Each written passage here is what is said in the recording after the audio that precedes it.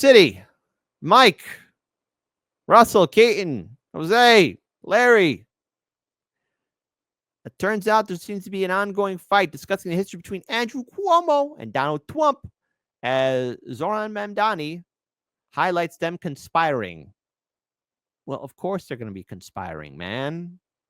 Of course, man. Yes, man. They're going to be doing that.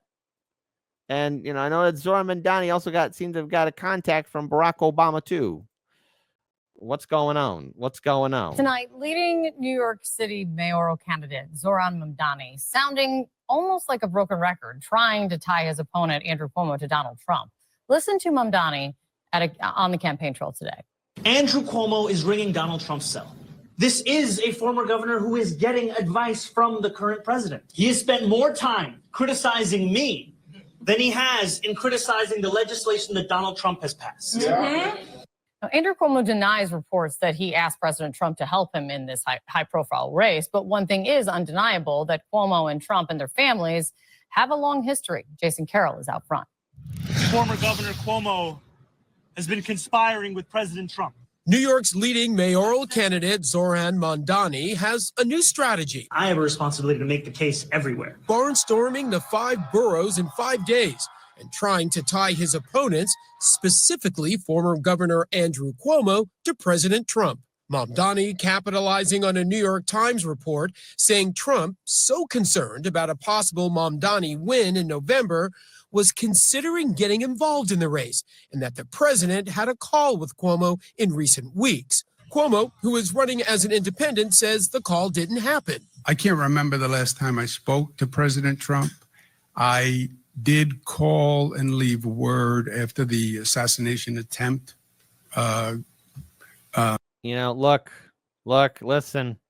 It's rather rich that Mamdani is pointing at Trump and Cuomo. Okay? I mean, look, anybody can get a phone call from anybody. You can't control the internet and people's opinions, because people are going to have opinions, be they true or false. People are going to say things that are going to trigger you or make you happy. But I just want to throw this out here. Some Democrats panicked over Mamdani. So Barack Obama called him. Obama. And it's an opinion piece. In the days after it became clear that Zohran Mamdani had won New York City's June mayoral primary, much of the Democratic establishment began to panic. Oh, no. Former President Barack Obama, the last Democrat to captivate the party's base, got on the phone. In a lengthy call in June, Mr. Obama congratulated Mamdani and said this. You better change your tone, or we're going to get you.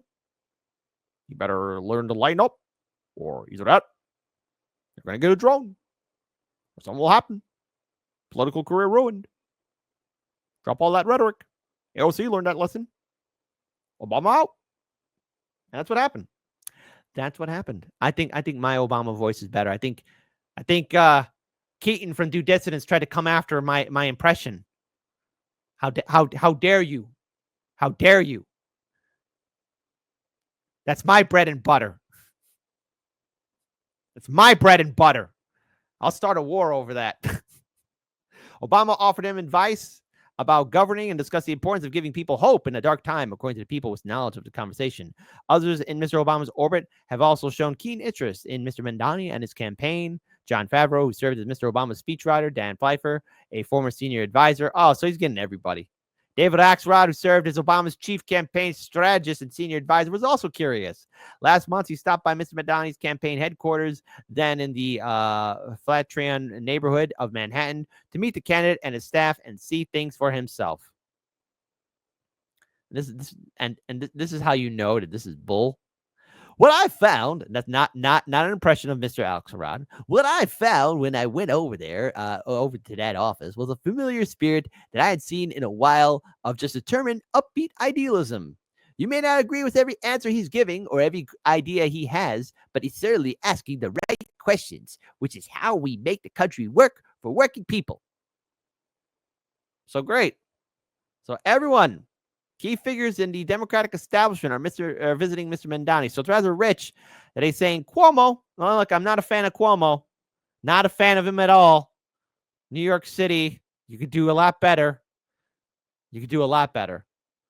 You know, getting a call from Trump I mean, whatever. I'm just expressing concern. I left word I didn't speak to him at that time. I've never spoken to him about the mayor's race. The reality is the two men do share a history. Perhaps not a surprise, given New York City is politically a big, small town, and the Cuomo and Trump name have been synonymous with it for generations. Both men born and raised in Queens, a point Cuomo spoke about on the Daily Beast podcast in April. What is the connotation you're a Queens guy? See, they'll never let us figure out. My point about the fact that you and Donald Trump have Queens in common is, where are his vulnerabilities? Why have Democrats failed to puncture anything that he appears to be doing? I don't think it's about him yet, right? It's about us. Let's look in the mirror. Years ago, Trump's father, a politically connected real estate developer, rubbed elbows with Cuomo's father, former New York Governor Mario Cuomo. We know that, Listen, I know his first name's Mario, but I better not see any Super Nintendo references, okay? Come on. Just like Chris Cuomo said about Fredo being an offensive word, Mario's also an offensive word.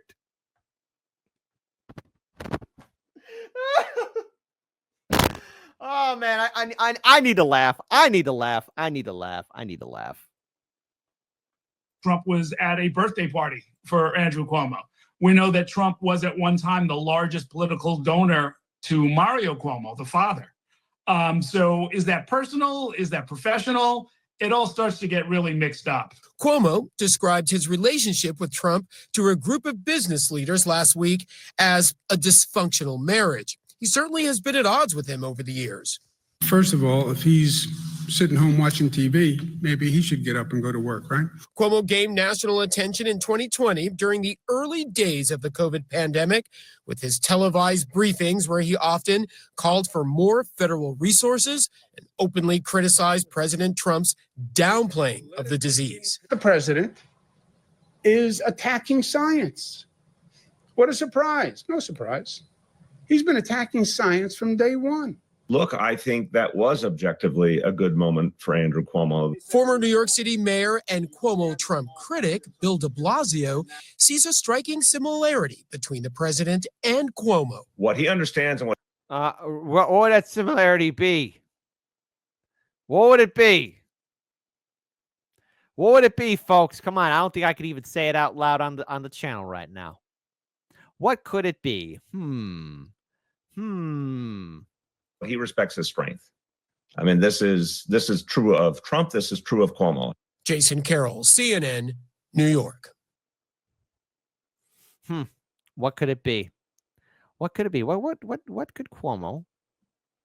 What could Cuomo and them all have in common? Gee, I wonder. Now, look, if you're getting a phone call also from the Obama administration and Obama advisors, I think it's a pot calling the kettle black. But I think, when you get that phone call from the establishment, I don't want to say stick a fork in you, you're done, but it looks like, you're kind of done here, and it does worry me a little, just a tiny bit, that somebody would actually, who's running on a progressive change would actually, take the Obama advice.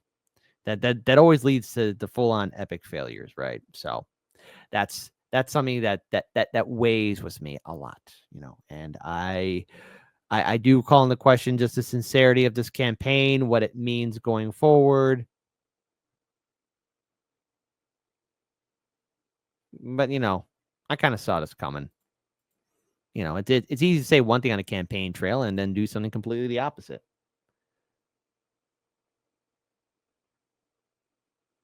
So New York City, you're going to have a choice to make. You're going to get Mamdani, who might maybe follow through with some of his campaign promises, but will still be part of the Democrat Party. Because at the end of the day, the Democrat Party controls everything. You get Cuomo, but have you forgotten what he was like when he was governor? Or you get Eric Adams, who needs this job so that he's still of value because he's got all these indictments and other legal issues surrounding him. The choice is yours. And I know there's also another person running in the race too, who's a Republican. I mean, okay, good luck. Good luck. Good luck, New York City. You're going to need it. Because I know Chicago's going to need it in 2027. Jesus Christ, what that race is going to look like. I'm dreading it. Truly, I am.